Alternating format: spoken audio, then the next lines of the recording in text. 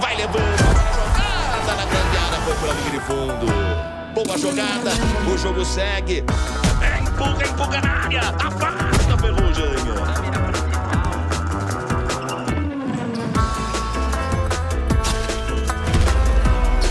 O armador faz a pós-vibração do Raul. Aí, boa bola!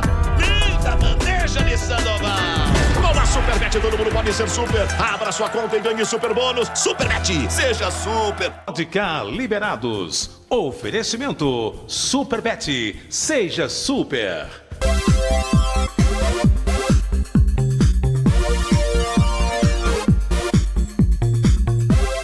Podemos entrar aí nas suas casas? Se vocês permitem, agradecidíssimo. E sempre o desejo sincero de Deus, saúde, alegrias e vitórias em suas vidas, de seus familiares e de seus amigos. Pode cá liberados, um talk show diferente de tudo que você já viu na televisão brasileira. E agora podemos ter a audiência em todo o mundo, graças à TV Sul e a parceria com os aplicativos da Smarts, LG, Samsung, iOS e Android. Este programa sempre, quando é assunto político, o meu privilégio é ter como entrevistadora ela, de orgulho das quadras, para hoje dar orgulho ao Brasil na vida pública, pela sua integridade, pelo seu preparo, e, se Deus quiser, a próxima governadora do Distrito Federal, que aqui está, Leila do Vôlei. Que dia hoje e que entrevistado hoje, hein? Olha, eu quero te agradecer, né, esse presente, é um prazer estar mais uma vez, mais um programa ao seu lado, entrevistando grandes figuras. E o presidente Sarney, eu acho que é um presente à parte, né? É uma grande, digamos, uma bênção para nós que estamos aí, principalmente eu, trilhando essa caminhada com você no podcast. Junto com você, é um privilégio. Bom, gente, Muito você obrigado. do outro lado. Presidente Sarney nunca foi vereador, nunca foi deputado estadual. O resto ele foi tudo. tudo. Reconhecido, querido, amado no mundo inteiro, um presidente da República histórico, eterno, né? Com exemplos que arrastam, com palavras que convencem. A primeira pergunta rápida minha. Primeiro, o senhor não tem no nome de origem Sarney. De onde veio o Sarney?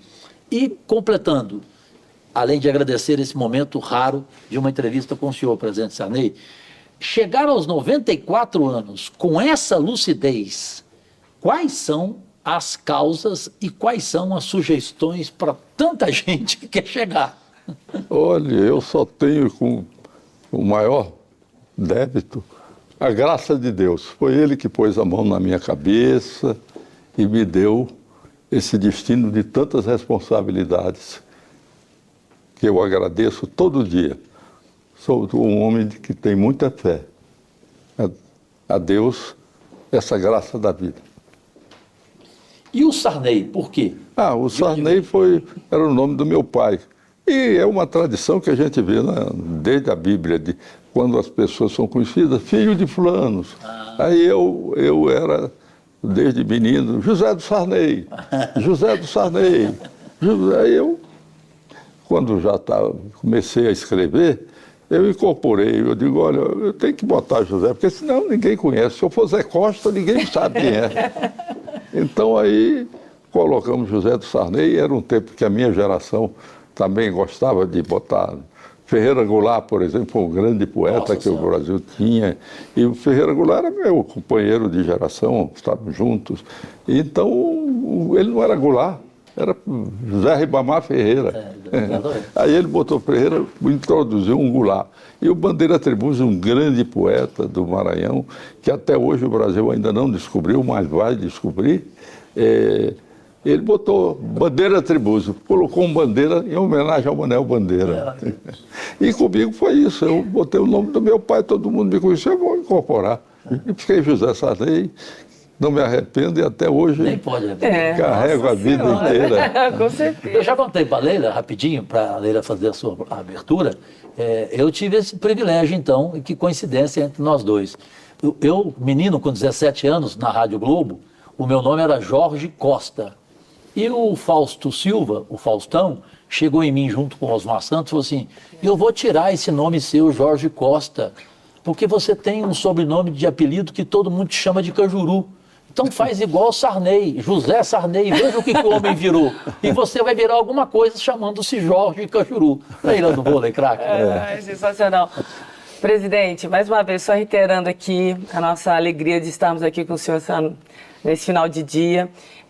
O senhor foi presidente de 2 poderes, né? Foi o primeiro presidente civil, depois de um período de ditadura, e um período muito conturbado, né, da política brasileira, com a morte do Tancredo Neves, né, vice dele. Como é que foi esse período para o senhor, né? Porque, assim, era um período de muita expectativa, um período de transição, de regime. Como é que foi todo aquele período, essas mudanças, essas transformações da sua vida, saindo de vice-presidente, tendo que liderar uma nação num momento tão conturbado? Olha, Leila, primeiro eu quero dizer a satisfação que tenho de você estar aqui na nossa casa me entrevistando. Mas para mim foi uma coisa muito sofrida, porque eu não esperava nunca que o Tancredo pudesse ter uma doença que terminasse com a sua morte. Porque nós viajamos o Brasil inteiro e ele sempre uma vitalidade muito grande. E depois, eu fazendo um retrospecto sobre as nossas viagens, eu me lembrei que ele sempre botava a mão aqui. Eu digo, já era, sem dúvida, aquilo que ele sentia que estava tendo. Pois olha, eu vivi aquela tragédia. Na noite que me comunicaram a morte do Tancredo, para mim, ainda era uma surpresa, quando todo mundo dizia que ele ia morrer. Eu orava pedindo a Deus pela saúde dele, porque eu não estava, de certo modo, preparado para assumir a presidência da República naquele momento.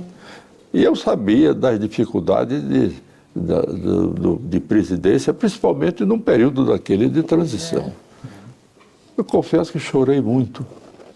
E fui eu estava no Jaburu como vice-presidente, aí eu fui para o quarto lá no oratório que nós temos sempre na nossa casa, e então houve a minha emoção se prolongou bastante. E a partir daí eu disse, mas eu tenho que, se Deus me trouxe de tão longe e me deu essa missão, eu não posso senão enfrentá-la e ver como é que... Mas eu não tinha tantas dificuldades. O ministério todo conduzido, nomeado por pessoas, algumas eu não conhecia. Entendeu?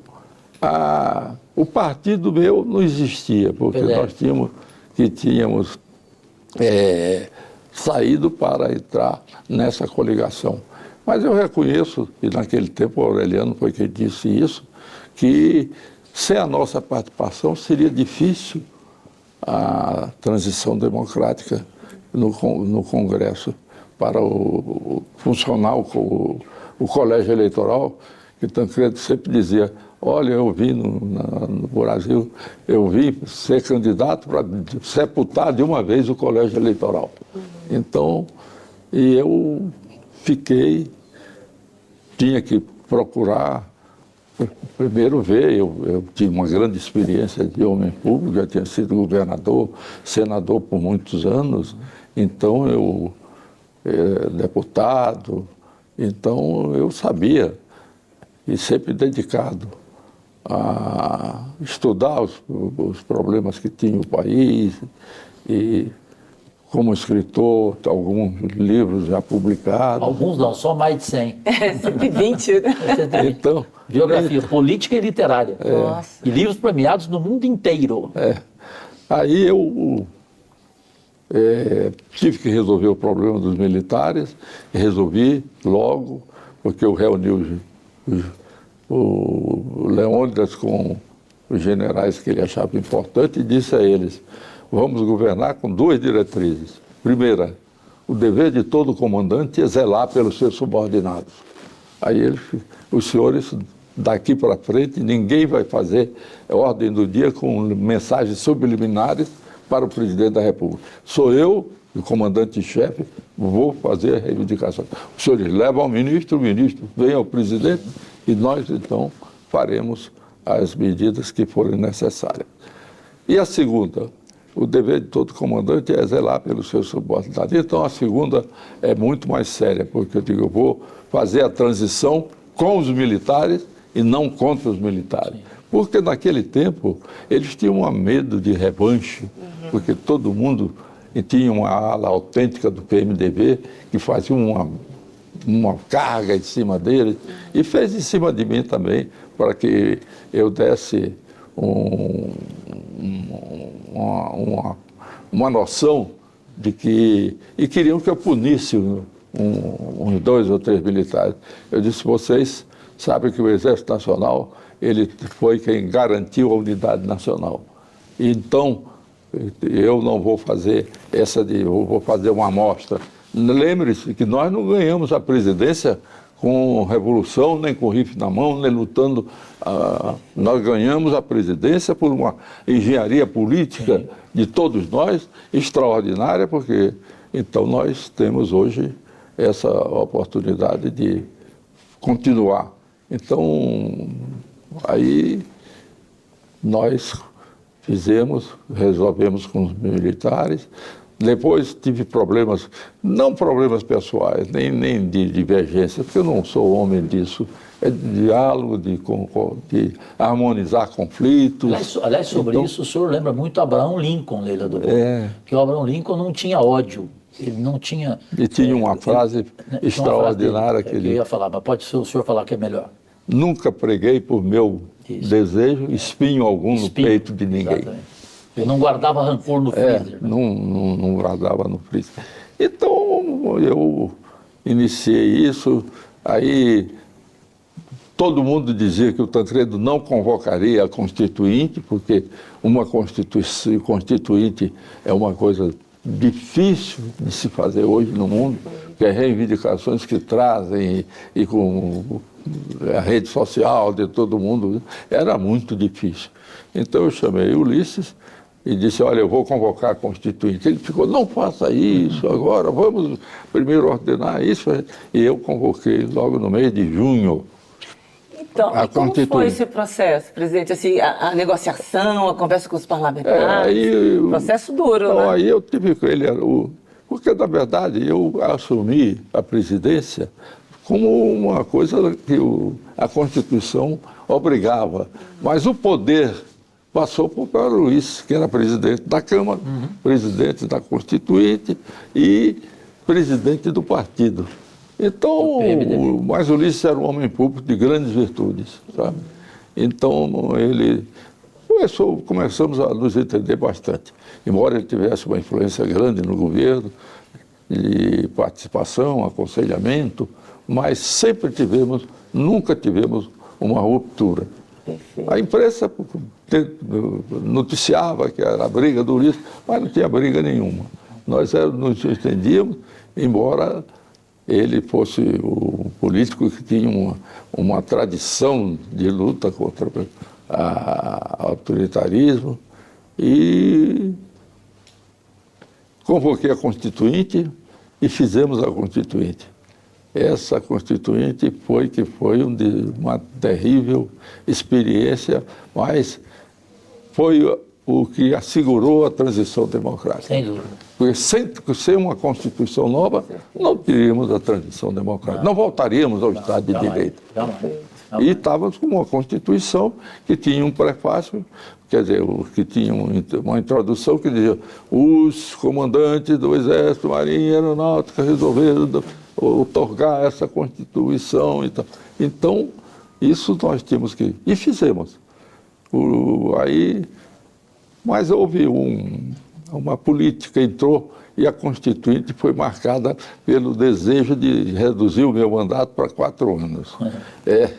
E até o Lula disse uma coisa interessante, ele disse o Sarney elegeu 22 governadores e só um foi do outro lado. E a primeira, 303 membros do parlamento e 2/3 do Senado. E a primeira coisa que eles quiseram fazer foi reduzir o mandato dele.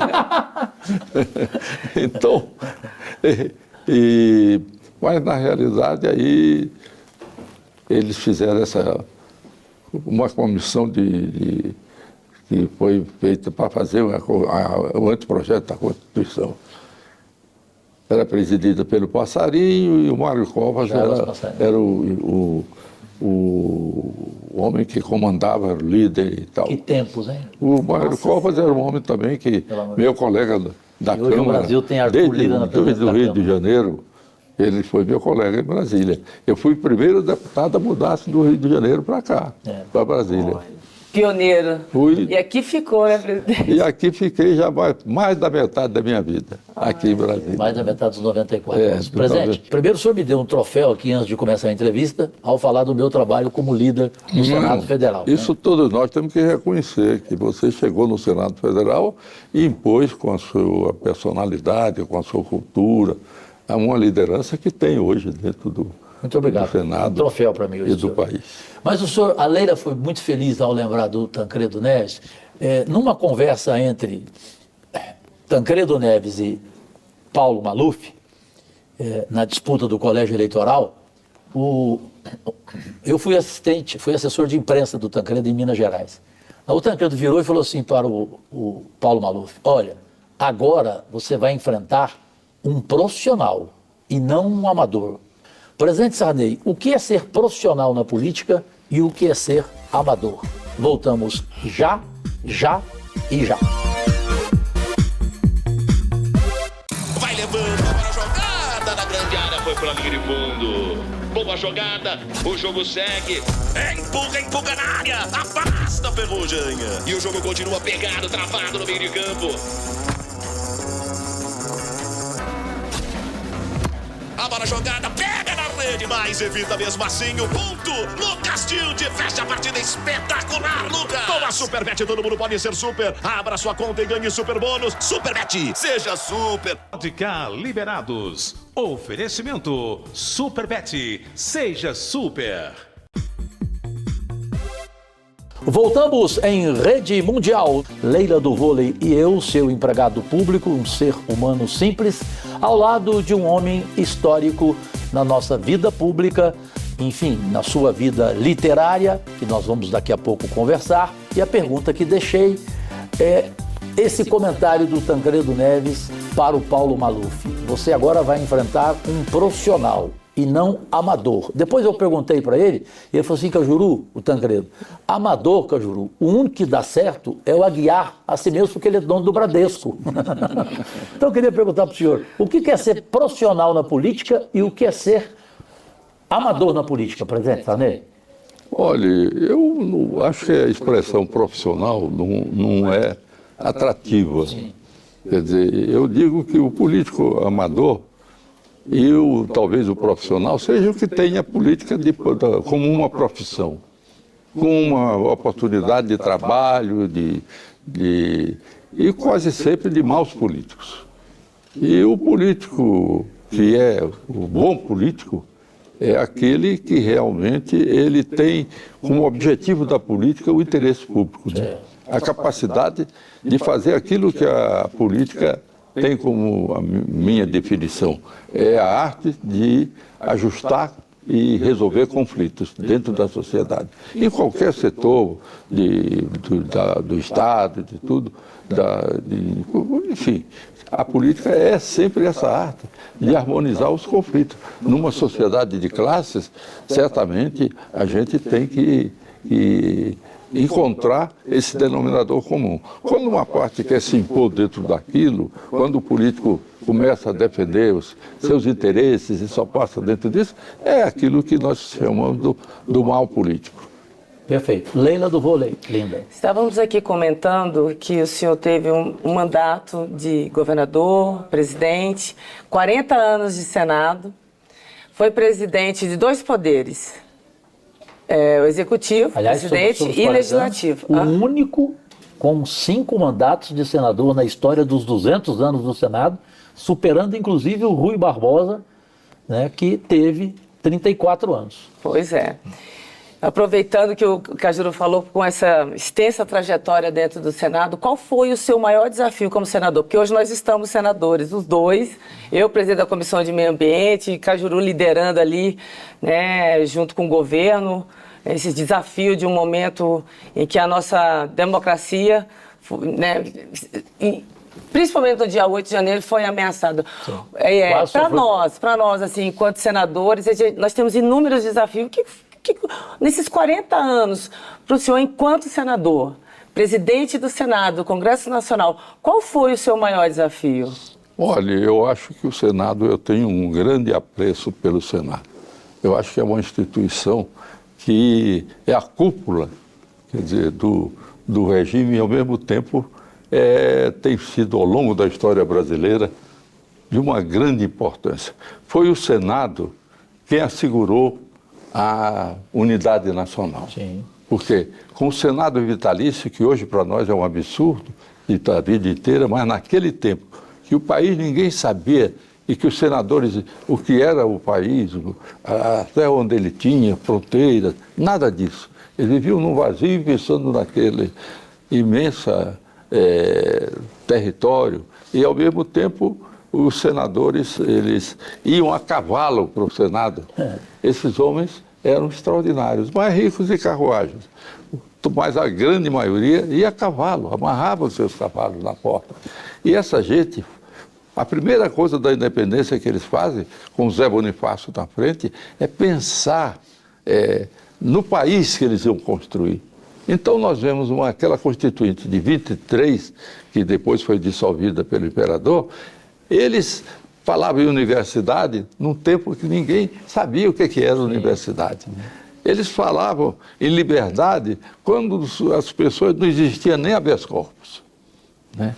E eles falavam em modernização da educação, de tudo. O Zé Bonifácio trazia da Europa aquela concepção e foi ele que moldou.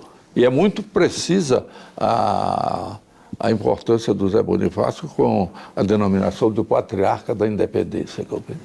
E o seu Senado vitalício dava o sentido de perpetuidade do país. Quer dizer, nós estamos construindo uma coisa que vai ficar eterna. Eterno. E o Senado foi o grande instrumento disso, em apoio ao Conselho ao Conselho de Estado, que era realmente aquilo que dava a conservadorismo, vamos dizer assim.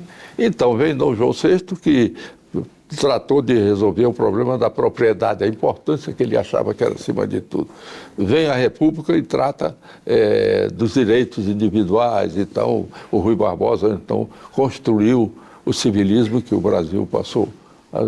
Nós somos uma construção civil. Nós não temos aquilo que a América Espanhola teve, que é construir países à base de batalhas, como de Ayacucho, que foi responsável pela construção do Peru e mais aquelas todas, da Grande Colômbia. E nós aqui no Brasil fizemos isso com pessoas que procuravam um Estado de direito, criando uma Constituição num regime que era monárquico. Então aí o Senado tem uma importância extraordinária, quando ele passou a consolidar a existência do país. E essa vitaliciedade era essa visão de uma perpetuidade do país. E o Conselho de Estado também era um centro de conservador que o imperador presidia e mandava. Aí, presidente Sarney, o Brasil, às vezes, ele não tem memória. Até daqui a pouco quero fazer uma pergunta para o senhor sobre Prêmio Nobel de Literatura. Mas a Leila, que é uma senadora apaixonada por meio ambiente, pela cultura, ela e vocês merecem reviver, porque entre as milhares de virtudes para o legado José Sarney no Brasil, tem uma que a gente deve falar mais dela, a Lei Sarney. O que foi a Lei Sarney? Foi investir na cultura. Sim. Esse foi o primeiro homem público que deixou esse exemplo para a classe política. E aí cabe uma pergunta, porque nós dois sempre brigamos lá no bom sentido. Como está a cultura hoje criada pelo senhor através da Lei Sarney no Brasil? Olha, tivemos 4 anos passados aí em que o presidente odiava a cultura, né? Nós estamos num período, infelizmente, muito pálido, Pálido. relativo Concordo. Nossa, à cultura brasileira. Não temos uma criação, um grande escritor de ficção da magnitude do Guimarães Rosa, do Jorge Amado, do José Monteiro. Machado de Assis. Então, Machado de Assis, para falar nos antigos. Então, é um tempo também que desapareceram. Nós não temos um grande pintor nesse momento que possa ocupar o lugar do Portinari. Portinari, de Brodowski. De Brodowski, onde era a terra do Saulo Ramos também. E então, eu acho, quando eu fiz a lei, eu tinha estudado o problema dos Estados Unidos em relação à cultura. Nos anos 20, eles criaram uma lei de incentivos fiscais. E então, tem outro nome, era muito diferente, mas isso me levou a colocar justamente uma lei de incentivos fiscais. E na qual, se nós estamos numa sociedade industrial de economia, nós temos que colocar a cultura dentro dessa sociedade. Sim. Criar a cultura como também um instrumento que dentro da sociedade ele tenha seu valor. E ao mesmo tempo ele possa ter um valor econômico, por exemplo, o mercado de artes. E tudo isso no Brasil nós não criamos dessa maneira. Então eu fiz o primeiro projeto apresentando. Ninguém tinha falado em incentivos fiscais no país. Ninguém. Então eu peguei uma parte do sistema americano, com uma parte das coisas que na França eles também tinham fazendo, e apresentei esse projeto. Mas aí o governo não aprovava porque todos eles eram que tiravam receitas E aí eu vim ao Ministério da Fazenda e o certo é que 5 vezes eu tentei e não consegui. Então, mas tenho que pedir sua paciência um pouco. E na última vez, ao sair do Senado, meu discurso de posse não foi aquele negócio de adeus com aqueles à parte, é uma coisa terrível, né? Eu não gosto de dizer adeus. Então, nós tivemos apresentei, disse que eu quero sair como entrei, apresentando o projeto de incentivos à cultura. E como presidente, e já que assumi, aí dessa vez o projeto passou, porque eu sancionei. Né? Graças a Deus. Graças a Deus. A cultura agradece até hoje. Teve o Celso Furtado, meu ministro da Cultura, depois foi o Zé Aparecido, e nós conseguimos começar. Agora, a filosofia era essa, colocar a cultura dentro da nossa sociedade industrial, de mercado, industrial não, de mercado e tudo. Quer dizer, cultura sendo isso. E a filosofia era essa, quer dizer, para que ela fosse poderosa, como eles fizeram nos Estados Unidos. Então, aqui, o Collor entrou, e a primeira vez que ele foi revogar a lei de incentivos fiscais. E aí me disse, eu soube, o Cláudio Humberto teve, ele chegou, mandou fazer a lei, o Rouanet, aí o Rouanet nunca tinha sido parlamentar, nunca tinha apresentado. Sim. E foi meu colega da Academia Brasileira de Letras, e eu me dava muito com ele. Ele dizia, Sarney, não fui eu que coloquei esse nome, não. Aí, ele disse, não, eu não, pelo contrário, eu mandei oferecer ao Collor o nome dele na lei, contanto que ele voltasse com a lei. Para mim, o importante é ter a lei. Aí, e realmente, a partir desse momento, nós tivemos um desenvolvimento grande no setor cultural. Mas com essa revogação e o sentido da nova lei foi essa de botar o ministério no meio, aprovando as obras. Nenhum artista, nenhum escritor, nenhuma pessoa, músico de grande qualidade, ele vai se pegar e botar sua obra, sua vida, vai ser aprovada pelo Ministério da Cultura para vários funcionários. Como tem hoje, tem que aprovar o projeto e tal. O resultado é que hoje a coisa não passou a ser um bom negócio para os empresários, que em vez de pagar imposto, pagam 5% para... Admirável, Leila do Vôlei. Não, só voltando à parte ambiental, o senhor foi o primeiro parlamentar a tratar sobre falar sobre meio ambiente, tratar sobre meio ambiente, trazer para as discussões a pauta meio ambiente. Em 2025 agora nós vamos ter a COP30, lá em Belém do Pará. O que o senhor acha, assim, com relação ao legado, o que a COP, né, por toda a sua experiência como político, ela pode trazer de reflexões, sendo aqui no Brasil, e a gente sabe que a gente já está sofrendo muito com a questão do aquecimento global, as questões climáticas. O que o senhor acha que a COP vai trazer de benefício, de reflexão para o Brasil em 2025, quando finalizar em Belém? Olha, eu em 1972 fiz o primeiro discurso sobre meio ambiente, um discurso que eu elaborei muito profundamente, que sobre meio ambiente, naquele tempo que o Brasil era o vilão mundial do problema do meio ambiente, que a Amazônia, todo mundo tinha aquela tese de que era o pulmão do mundo, quando na realidade isso não existe, entendeu? A Amazônia é de grande importância, não tem dúvida disso, mas você sabe que não é o pulmão do mundo, é uma expressão muito forte para pensar o relacionamento do que é a respiração para nós e o meio e o mundo, entendeu? E uma floresta fazer aquilo que nós temos da respiração, que os gregos tinham um deus da respiração. Então, depois disso, eu não sabia que eu ia ser presidente e que ia tratar desse problema também muito gravemente, porque o mundo inteiro estava em cima do Brasil. Caiu o muro de Berlim e isso eles procuravam uma nova ideologia. Então pegaram o meio ambiente, o Gorbachev pegou e todo mundo no mundo inteiro começou a adotar o meio ambiente, porque é uma causa que todo mundo é a favor, não há problema neutro dizer que é contra o meio ambiente, mas ao mesmo tempo ficou nessa discussão sem tão grandes consequências.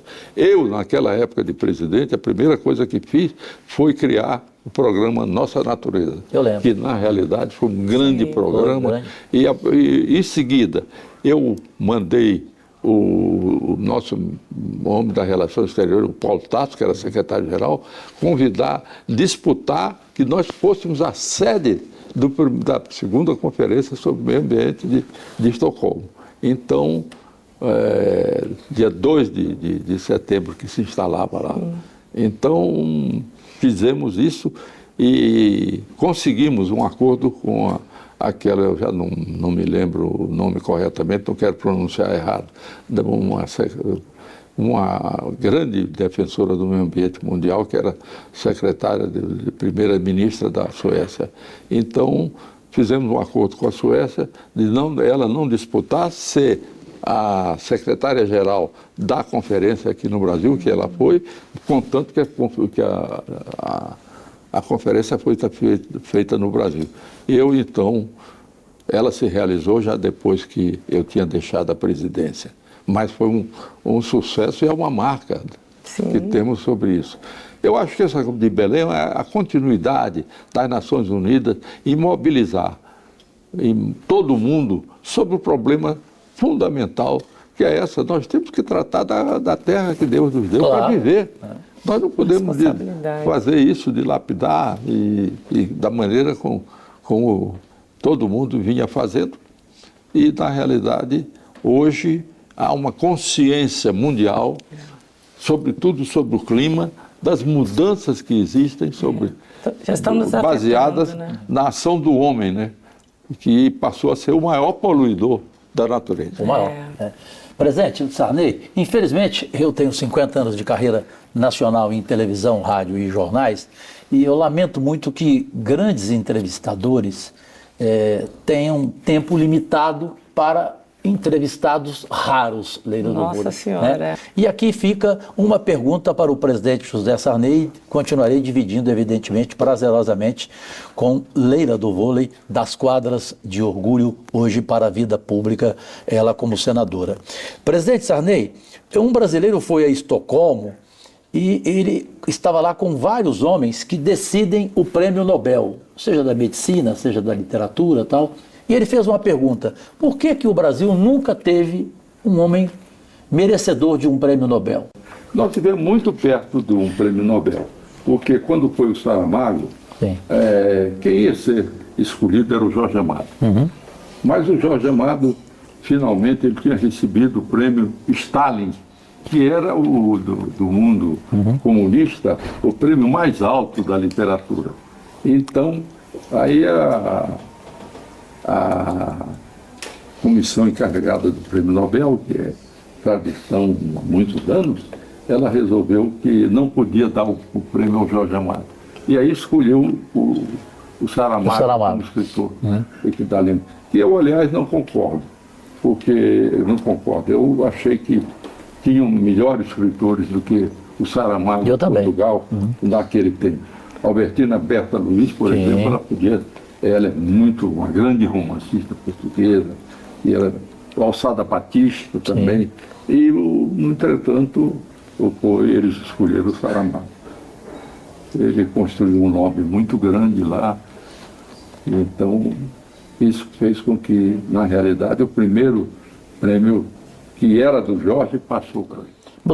Mas o senhor concorda que os brasileiros destroem os grandes heróis, como foi respondido em Estocolmo? Nós temos essa tradição.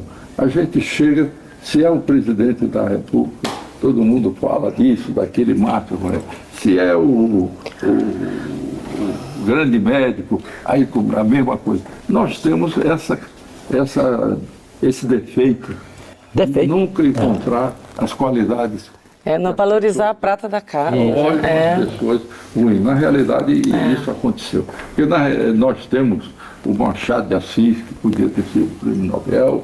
Nós tivemos. O Machado já tinha morrido, não podia ser. Mas o Jorge Amado, o Guimarães Rosa. O Guimarães Rosa era um escritor extraordinário. E o senhor? Mundial. Por que você não fala do seu nome? Com 120 livros, premiado no mundo inteiro. Para mim, o seu melhor livro, O Dono do Mar. E o senhor também merecia um prêmio Nobel, Não, eu tenho ainda um grande chão, como dizem os americanos. Essa é boa. Com 94 falar isso.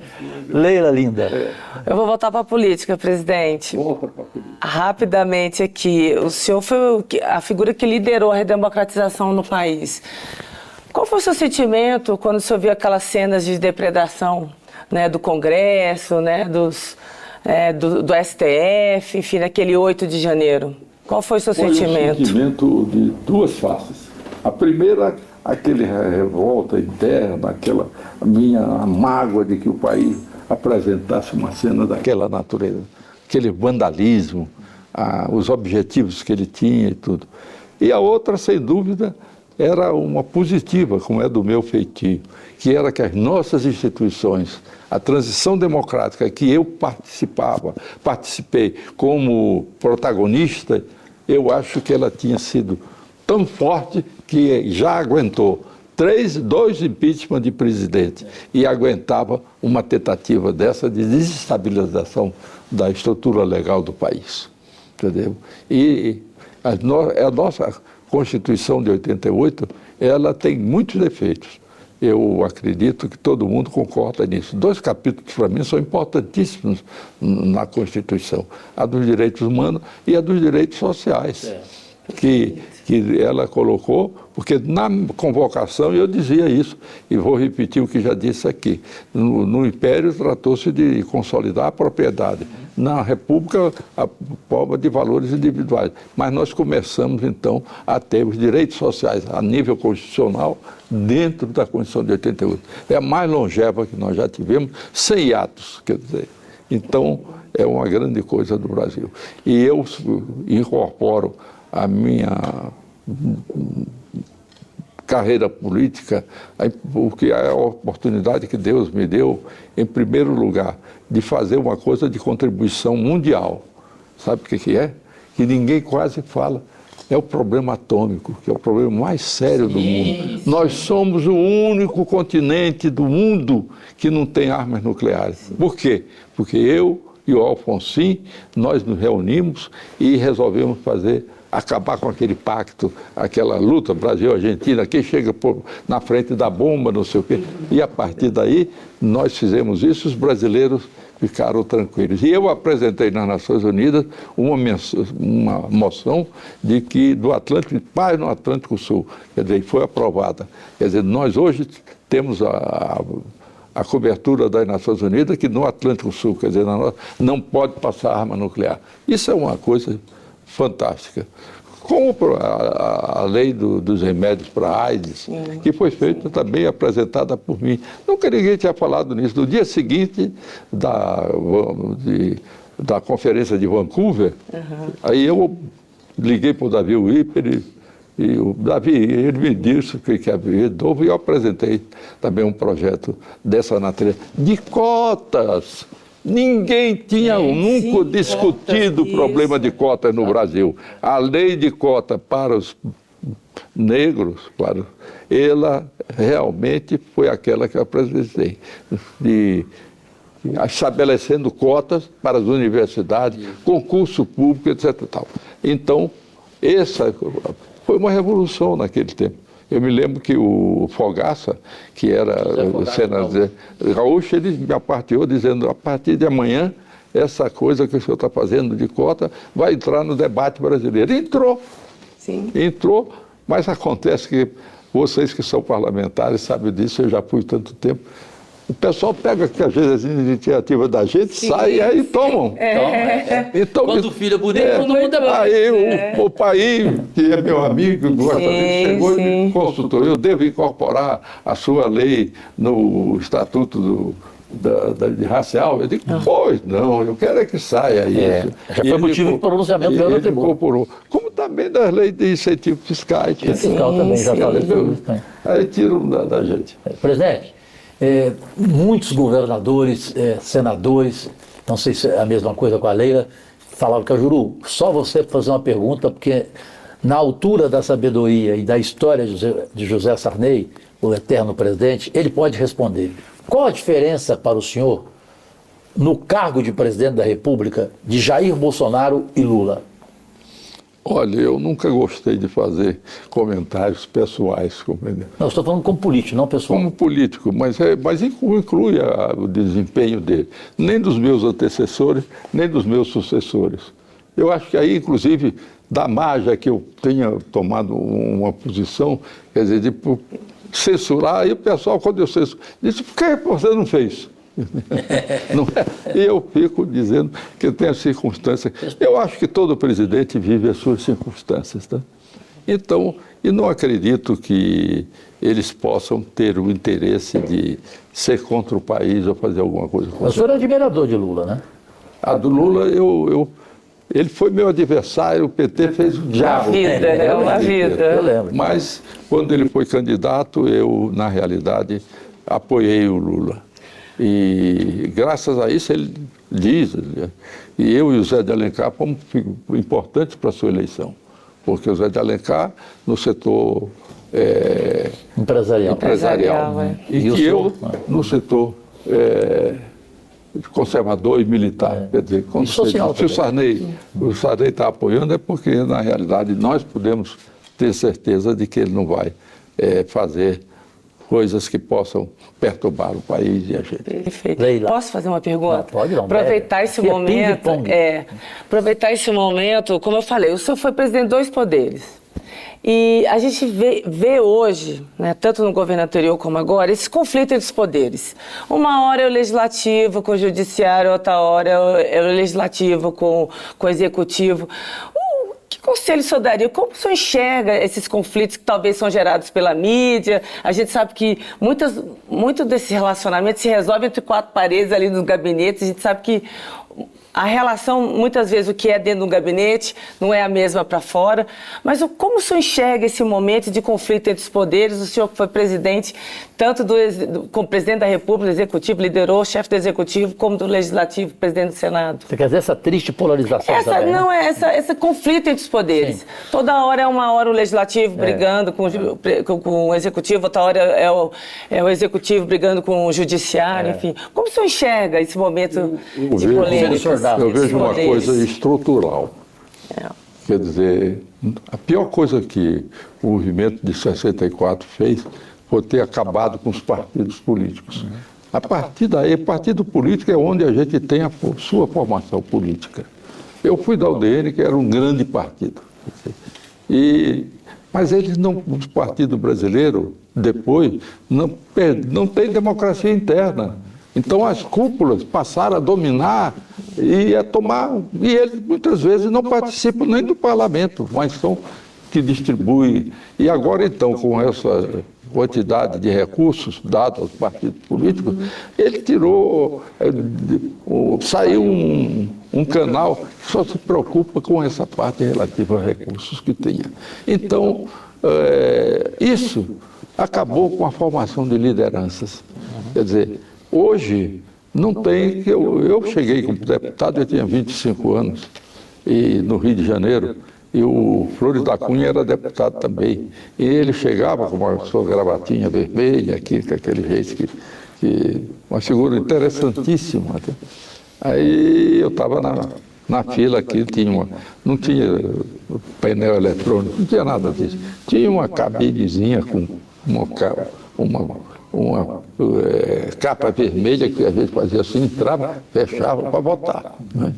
Então, Flores da Cunha pegou no meu braço, eu estava na fila com ele.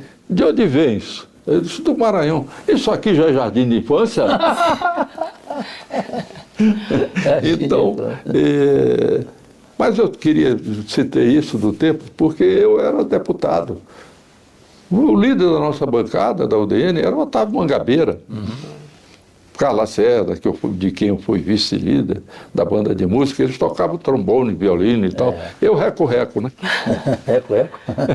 Bom, agora chegou... Pequenininho. Pequenininho. Agora chegou o momento mais esperado no encerramento do programa Pode Cá Liberados, que é o quadro Defina em uma Palavra.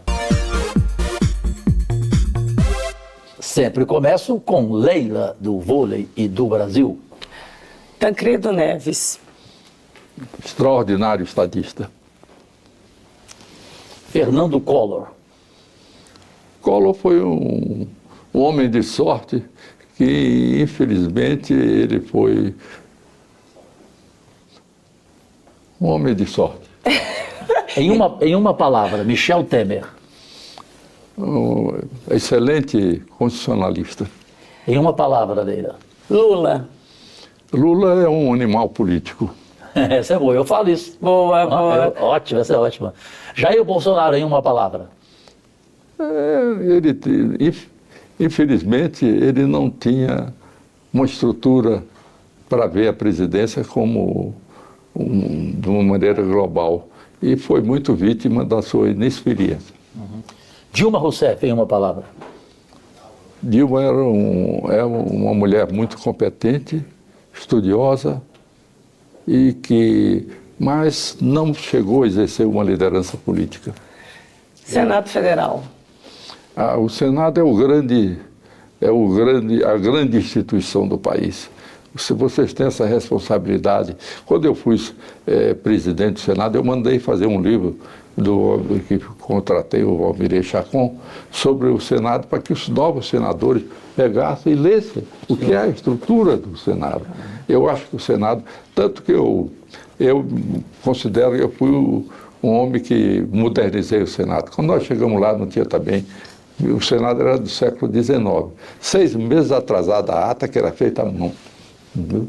Então, nós criamos televisão, rádio, jornal do Senado, enfim, toda aquela estrutura que tem de comunicação foi criada por mim com o objetivo de que, se todo no mundo atual de comunicação, o Poder Legislativo não tinha nenhuma ligação com o público. Através da televisão, passou a ter um canal. Até eu dizia que a televisão seria a maneira do povo fiscalizar o trabalho do Senado.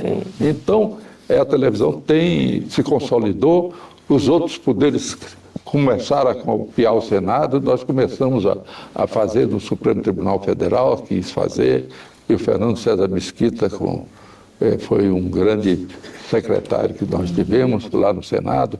Ele foi muito dedicado na consolidação da TV do Senado. Né?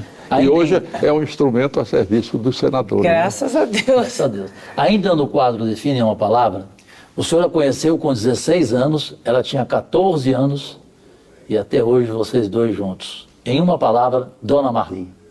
A minha mulher, que eu tenho muito orgulho e muita satisfação que Deus me deu para que me acompanhasse durante toda a vida. Completamos 73 anos de casados ela disse, de um político, que as mulheres sofrem com Nossa! Deus mais do que os homens. Era a moça mais bonita do Maranhão. A gente vê para Rosiana. Presidente, definiu em uma palavra José Sarney. É a última. Um homem de fé. E que é agradecido a Deus do destino que ele lhe deu. Aproveitando que o senhor falou em Deus, realmente, um homem como José Sarney, ele só pode, Leila, agradecer a Deus tudo nesses 94 anos de vida. E agradeço. Eu sei que o senhor agradece, mas eu tenho certeza que o senhor viveu uma dor que talvez tenha sido a maior da sua vida, para a gente concluir o programa, que foi uma dor de um pai que tem tanto amor por uma filha extraordinária, Rosiana Sarney, quando ela sofreu aquela injustiça, aquela armação, quando ela podia ser presidente da República, havia empate técnico, inclusive. Aquela foi a maior dor da sua vida?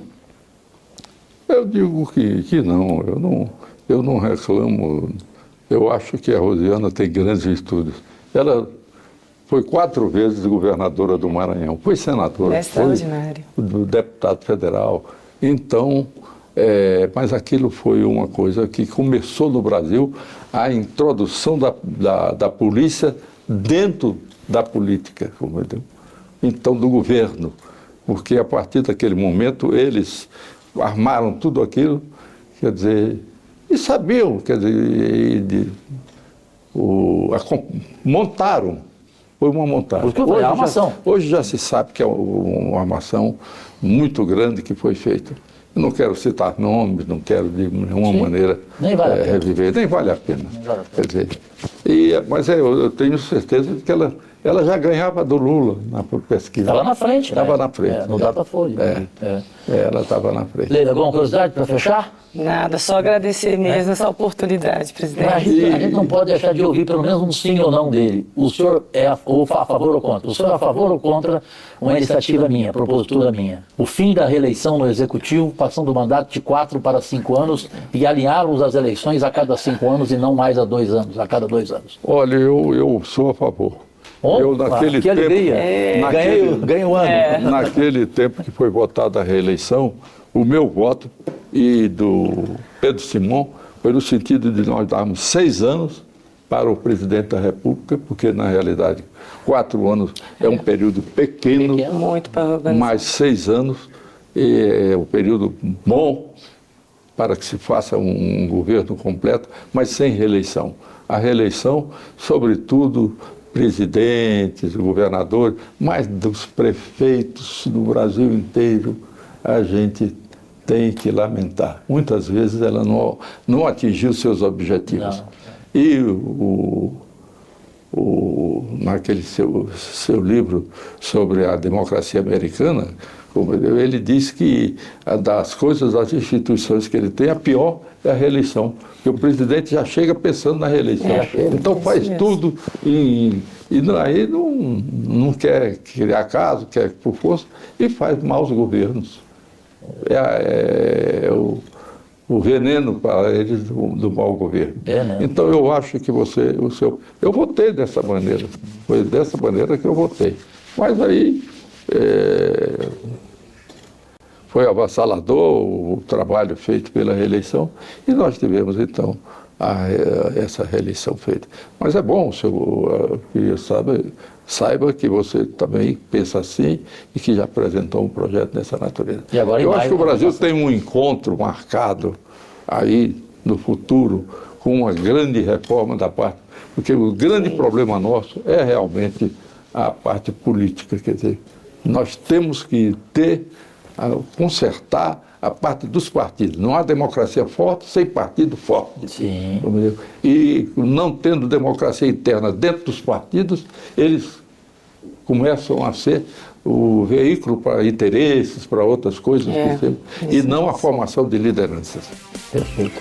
Leila do Vôlei e eu temos certeza que o mundo e o Brasil agradecem por José Sarney existir. Concorda? Com certeza, principalmente o Brasil. Principalmente Muito obrigado o Brasil. pela generosidade dos dois, e eu quero dizer que estou com muita satisfação. Sua bênção. Bem. Amém. Olha, Obrigada. Gente, Deus e saúde. Ótimo final de semana. Agradecidíssimo.